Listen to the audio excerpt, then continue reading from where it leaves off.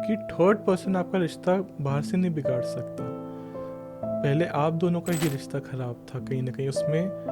But एक stage के बाद जब किसी एक पर्सन का दोनों में से दूसरे को लेके अटैचमेंट ज़्यादा हो जाए उस पर्सन ने अपनी लाइफ को आपके जैसे इंसान की कदर ही नहीं करी, तो एक्चुअली आपको कभी डिजर्व ही नहीं करता था। कि मेरे लिए कौन सी हैप्पीनेस शॉर्ट टर्म हैप्पीनेस है और कौन सी लॉन्ग टर्म हैप्पीनेस है। अगर एक रिलेशनशिप में दो बंदे फेथफुल हैं तो रिलेशनशिप चलेगा। तो सर मेरा एक ऐसा क्वेश्चन है कि just like I am a student, तो मैंने ये चीज़ नोटिस करी है कि लोग आजकल फेक पर्सनैलिटीज़ बन के बहुत ज़्यादा घूमते हैं। तो क्या रीज़न्स हुआ कि लोग इतना फेक बन के घूम रहे हैं अपनी डे टू डे लाइफ में। क्या होता है, सबसे पहले समझते हैं यहाँ पे पीयर प्रेशर। जब दूसरा इंसान आज इंस्टाग्राम पे अपनी सबसे बेस्ट लाइफ डालना चाहता है, कोई ये नहीं बताना चाहता कि उसका ब्रेकअप हो गया है या उसको भी एक डिप्रेशन के फेज़ में जा रहा है या उसके पास आज पैसे नहीं है। आज आप इंस्टाग्राम को ही लोगों ने अपना मॉरल या स्टैंडर्ड बना लिया है, राइट। दूसरा होता है कि to be like by people, कि आज उनके दोस्त उनको कूल माने, कि अगर वो सुट्टा पीता है तो भैया मैं सुट्टा पीऊँगा तो ही मैं कूल या मैं अपने पीयर्स में एक्सेप्टेड माना जाऊँगा। तो वैलिडेशन की वजह से बहुत लोग अपनी फेक पर्सनालिटी बनाते हैं कि मेरे चार दोस्त कॉलेज के वो कूल फैक्टर है तो मुझे भी उनके जैसा बनना पड़ेगा, क्योंकि आपको अपने अस्तित्व में कॉन्फिडेंस नहीं होता, अपने आप में कॉन्फिडेंस नहीं होता। ओके।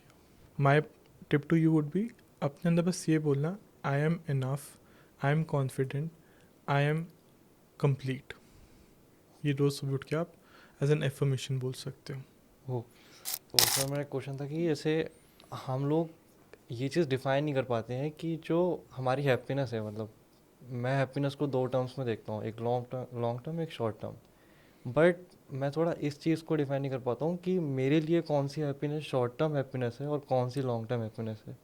और मेरे अकॉर्डिंग शायद जो मेरे एज के और भी लोग होंगे वो लोग भी इस चीज़ में कंफ्यूज रहते हैं। तो सर इस पे आपका क्या पॉइंट्स है। आपका हैप्पीनेस, मैं पहले बोलना चाहूँगा, happiness is just a state. हम कभी एक्चुअली हैप्पी होते नहीं हैं। मैं अपनी फेवरेट मूवी का यहाँ कोटेशन देना चाहूँगा, परसुएट ऑफ हैप्पीनेस। हम at all point of time happy नहीं होते, we are just in persuasion of happiness. दूसरी बात, आपको हैप्पीनेस को कैसे डिफाइन करना है कम्स फ्रॉम आपका माइलस्टोन क्या है। क्या आज आपको अपनी कैंटीन्स की जगह कहीं बाहर जाके मोमोज खाने हैं, क्या वो आपके लिए हैप्पीनेस है? या आप जब BMW 5 सीरीज़ लोगे आपके लिए वो हैप्पीनेस है? क्योंकि आपका टाइमलाइन रियलिस्टिक होएगा तो आपको हैप्पीनेस भी मानेगी। मोर इम्पॉर्टेंटली, जितनी छोटी हैप्पीनेस को आज गन्ने का जूस पीना या मोमोज खाना आपको उतनी हैप्पीनेस देनी चाहिए जितना आप एक 5 स्टार में जाके जब चाय पियोगे बड़े होके आप उसमें हैप्पी फील करोगे। जब आप छोटी चीज़ों की कदर करोगे तो बड़ी चीज़ें automatically will fall in place. Okay sir. और सर ऐसे दो लोग जो हैं, ऐसे दो लोग एक दूसरे से कनेक्टेड हैं for a very long time, तो विद द टाइम ये चीज़ इंपॉर्टेंट है कि उनके बीच में एक अटैचमेंट होना ज़रूरी है। बट एक स्टेज के बाद जब किसी एक पर्सन का दोनों में से दूसरे को लेके अटैचमेंट ज़्यादा हो जाए और दूसरा पर्सन बिना कुछ करे भी अपने एक्शंस के चक्कर में सामने वाले को हर्ट कर रहा हो, और जो पर्सन कुछ कर भी नहीं रहा है और वो विदाउट एनी रीज़न किसी गिल्ट में जा रहा है, तो जब हम्म। अटैचमेंट इतना ज़्यादा बढ़ जाए हम्म। तो उस सिचुएशन में आके उस पर्सन को क्या करना चाहिए। सबसे पहली बात समझिए, क्या एक रिलेशनशिप, आप जो रिलेशनशिप चाह रहे हो, are you having your own individuality in that relationship? दूसरी बात, आपको मी टाइम उस रिलेशनशिप में होना बहुत ज़रूरी है। कि आज मेरा पार्टनर मेरे से लेट्स से 9 बजे से 11 बजे तक बाई चांस बात नहीं कर रहा, तो आपका एक टाइम अलॉटेड होना चाहिए जिसमें you are feeling complete within your own self. अब आप उसमें बुक पढ़ो, आप या स्विमिंग जाओ या आप जिम जाओ, पर आपका मी टाइम होना बहुत ज़रूरी है।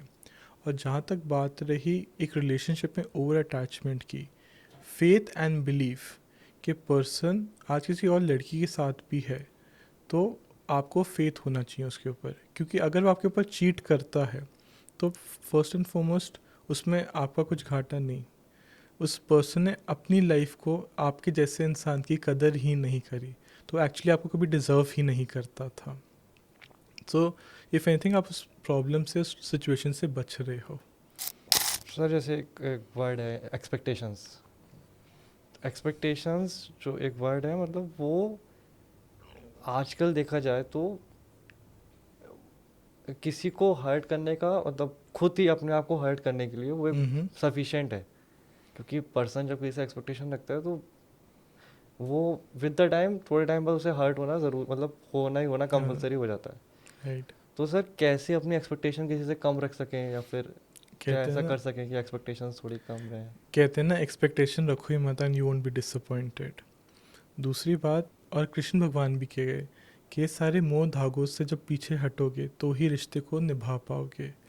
आप किसी से एक्सपेक्ट कर रहे हो कि मेरे लिए वो पर्सन ये करेगा, मेरे ब्लॉक लिस्ट में डालेगा या मेरा फ़ोन कॉल उठाएगा, इसलिए आप हर्ट हो रहे हो। तो जब आप एक्सपेक्टेशन ही नहीं रखोगे तो आप ये रियलाइज़ करोगे उस पर्सन से ज़्यादा आपका control over your own relationship is much more greater and better.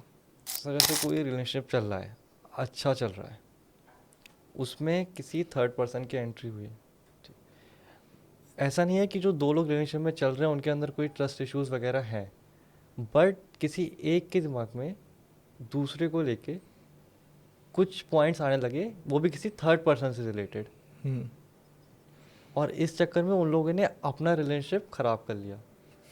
अगर एक रिलेशनशिप में दो बंदे फेथफुल हैं तो रिलेशनशिप चलेगा, क्योंकि बात मानिए, अगर कोई जिसने चीट करना है ना, उसको लॉन्ग डिस्टेंस नहीं, वो आपके साथ में भी चीट कर सकता है। और जो इंसान चीट कर रहा होता है ना, वो एक्चुअली आपसे ज़्यादा ना खुश होकर वो अपने आप से ज़्यादा निराश होता है सेल्फ, तो इसलिए वो ज़्यादा चीट करता है। जहाँ तक बात रही इनसिक्योरिटी की, कोई कोई एक insecurity to an extent is good, क्योंकि वो रिलेशनशिप को, possessiveness to an extent is necessary कि वो रिलेशनशिप को फ्रेश रखता है। पर वो ओवर पोजेसिवनेस कब बन जाए, आपको ये बहुत ध्यान रखना है, क्योंकि थर्ड पर्सन आपका रिश्ता बाहर से नहीं बिगाड़ सकता। पहले आप दोनों का ही रिश्ता ख़राब था, कहीं ना कहीं उसमें ऑनेस्टी या सिंसेरिटी बहुत देर पहले छूट गई थी। तो आप उस रिलेशनशिप को, सिर्फ वो person came as a trigger, पर जो डैमेज हो चुका था वो पहले ही हो चुका था, बस आपको दिख अब रहा है।